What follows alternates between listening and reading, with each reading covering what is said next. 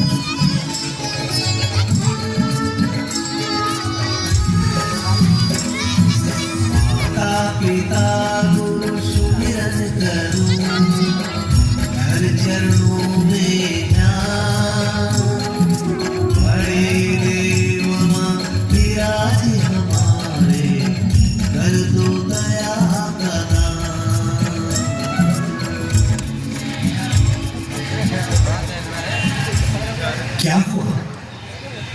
क्या देख रही हैं आप? उस पहाड़ी के बाद हमारी सीमा है ना?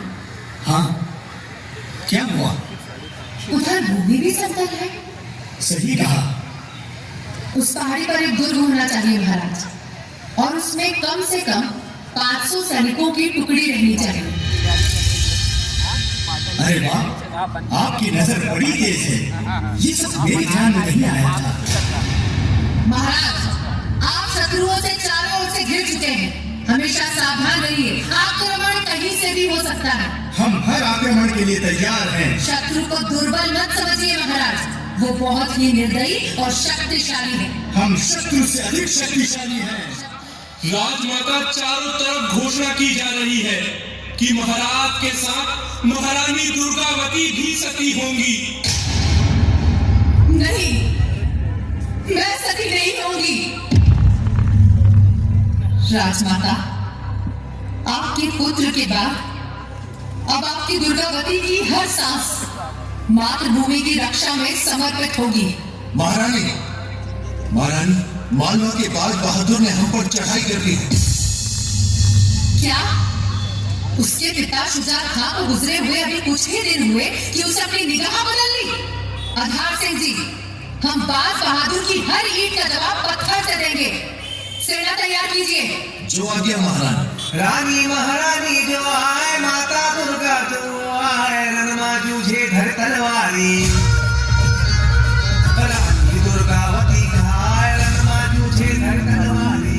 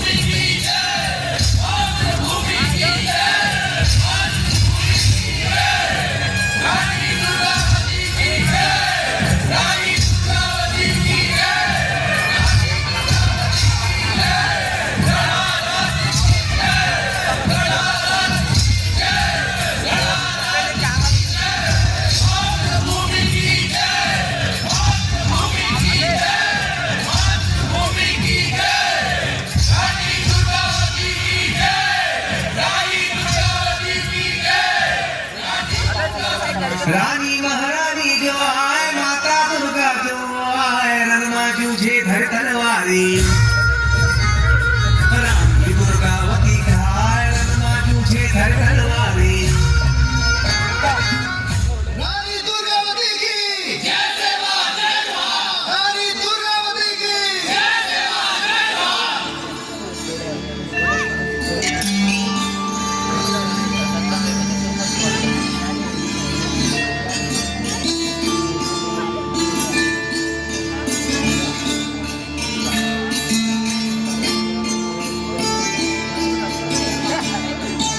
वीर नारायण की जय जय मां जय मां वीर नारायण की हेलो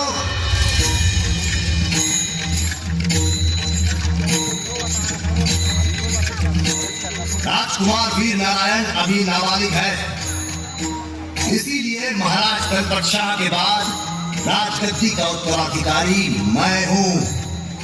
इस राजगद्दी पे बैठने का अधिकार केवल मुझे है, किसी और को नहीं। नहीं चंद्रशाह, गद्दी पर वीर नारायण ही बैठेगा। और राज्य की देखभाल कौन करेगा?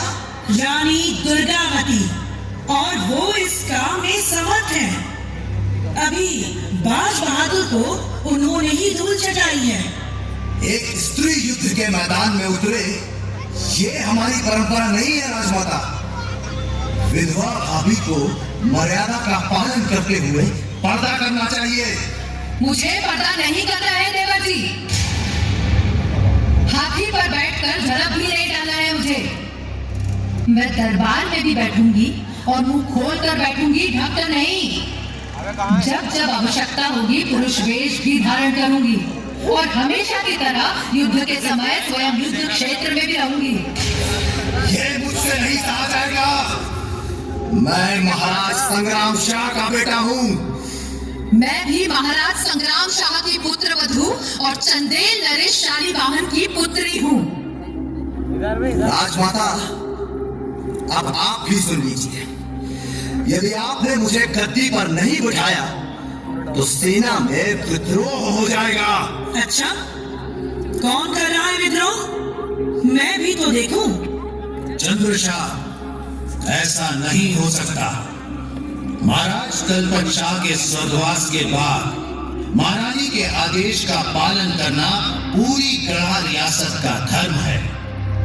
गढ़ा रियासत के हित में ही ये निर्णय लिया गया है कि रानी दुर्गावती ही राज्य का कुशल संचालन कर सकती है। जो भी इस निर्णय का विरोध करेगा वो गढ़ा रियासत और गौंड राजवंश का शत्रु होगा। सती होने की अफवाह फैलाकर आपने गढ़ा रियासत को नेतृत्वहीन करने का प्रयत्न किया है और राजकुमार वीर नारायण के राज्याभिषेक का विरोध कर आपने राजमाता पद्मावती के आदेश का उल्लंघन किया है। यदि आपके स्थान पर कोई और होता तो उसे इस जघन्य अपराध के लिए मृत्यु दंड दे दिया जाता, किंतु आप गोंड राजवंश के वंशज हैं, इसलिए आपको देश निकाला दिया जाता है। इन्हें गढ़ा रियासत के बाहर तक पूरे सम्मान के साथ ले जाया जाए। रानी दुर्गावती की जय, राजा वीर नारायण की जय, रानी दुर्गावती की जय, राजा वीर नारायण की जय। आप सबका बहुत बहुत धन्यवाद। रानी दुर्गावती मैं आपको भरोसा देती हूँ कि जिस तरह से स्वर्गवासी महाराज के राज्य में निर्माण कार्य चल रहे थे वो वैसे ही चलते रहेंगे। रानी दुर्गावती अकाल पीड़ित जनता के कर माफ किए जाएंगे। रानी दुर्गावती साथ ही मैं अपने राज्य के युवाओं से अनुरोध करती हूँ कि राज्य की रक्षा के लिए वो सेना में भर्ती हो। रानी दुर्गावती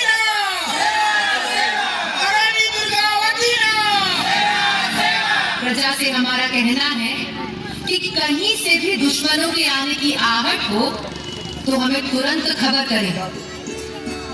हर हाल में हमें अपने राज्य को संगठित और मजबूत बनाना है।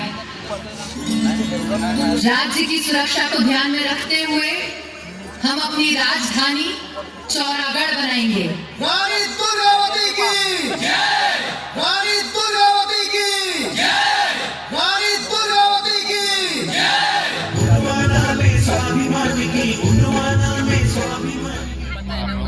और ये तोहफा क्या है? दमकते सोने का बना पिंजरा। आप अतिथि गृह में विश्राम करिए, हमारा जवाब लेकर जाइएगा। जो आज्ञा महारानी साहिबा।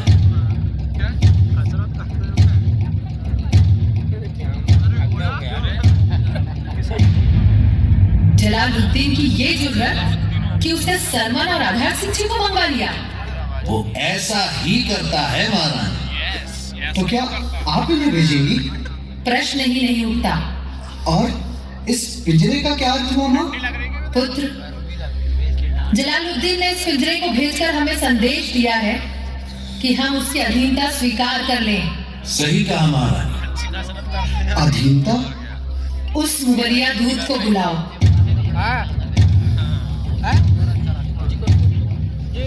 हुक्म महारानी। अब आप जा सकते हैं। और हाँ, अपने जहांपनाह से कहिएगा कि हम एक स्वतंत्र राज्य हैं, उनके गुलाम नहीं। उनके तोहफे का जवाब हम जल्द से जल्द देंगे। जो हुक्म महारानी। माँ, ये हमारा बहुत ही बड़ा अपमान है। अवश्य ही इसका उचित उत्तर आवश्यक है। अगर हम चुप रह गए तो इससे हमारी कायरता समझा जाए। पिंजरा क्या होता है माँ? उसने मुझे पिंजरा भिजवाया है ना, हम उसे कपड़ा बुनने का पिंजरा भिजवाएंगे, उसके काम आएगा। परंतु सोने का?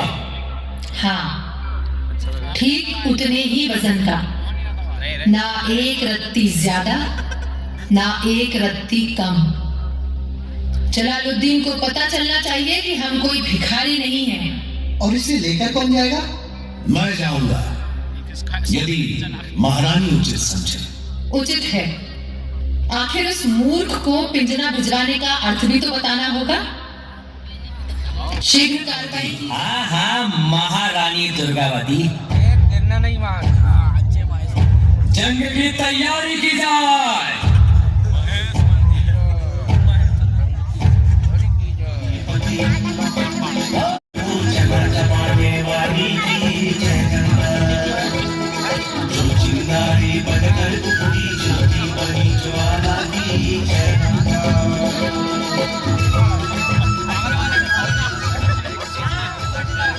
महाराज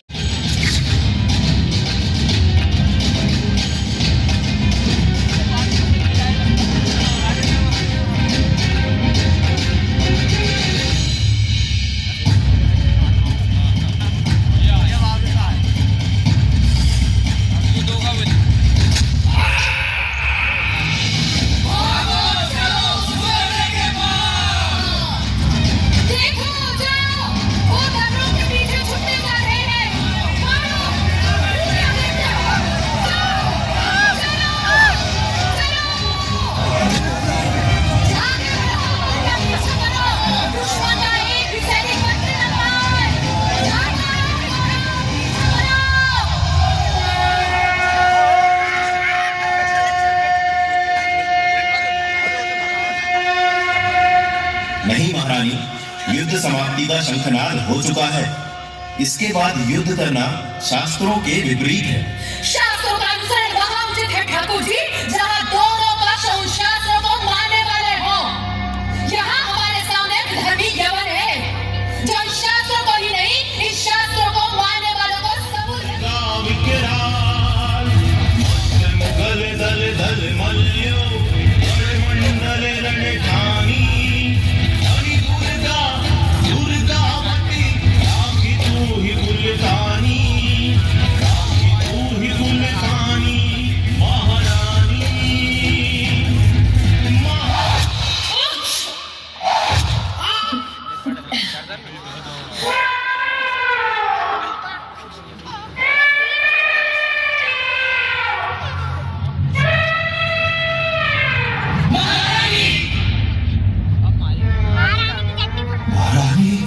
महारानी। आधार सिंह जी, मैं अब और युद्ध नहीं कर सकती आधार सिंह जी। ये शरीर मेरा साथ नहीं दे रहा।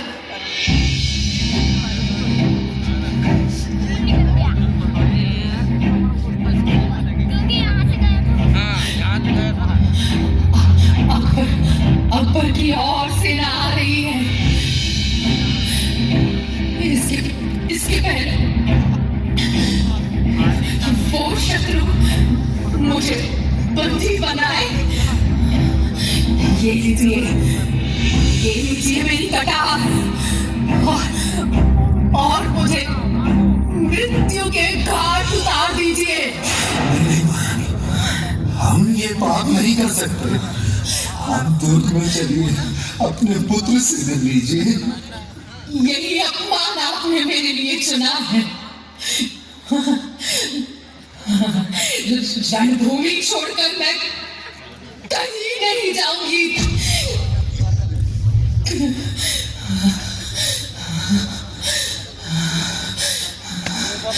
मैंने हमेशा माना कि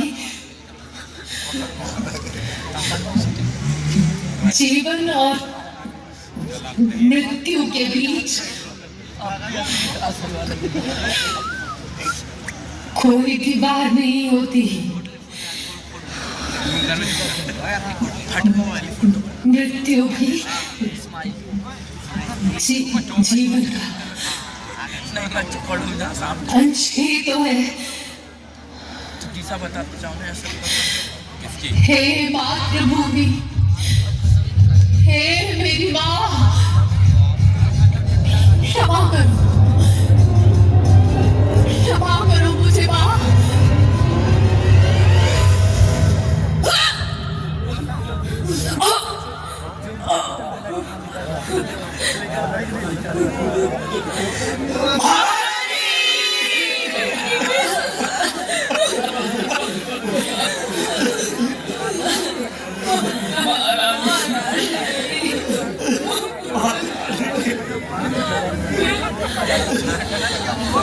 महारानी ने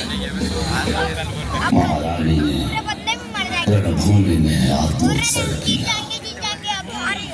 उधर 2 महीने बाद मुगल सेना चौरागढ़ किले के अंदर घुसने में वीर नारायण ने अपने कुछ सैनिकों के साथ बड़ी बहादुरी से उनका मुकाबला किया और आत्म बलिदान किया। इस युद्ध से पूरे भारत में महारानी दुर्गावती की कीर्ति पताका फहरा उठी। मातृभूमि की रक्षा के लिए गौड़ राजवंश की महारानी दुर्गावती का बलिदान हजार वर्ष तक पूरे भारतवासियों को देश के लिए मर मिटने की प्रेरणा देता रहेगा। पूरे वंश की अमर कहानी, ध्वजा फहराती रानी,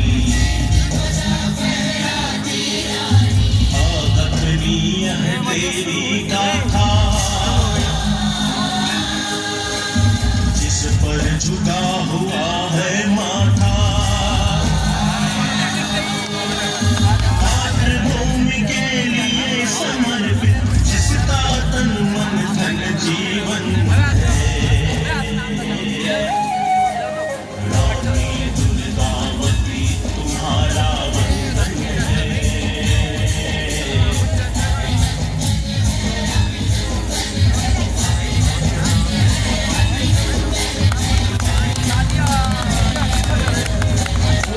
के साथ सभी कलाकारों का स्वागत किया जाए। आप सबके बीच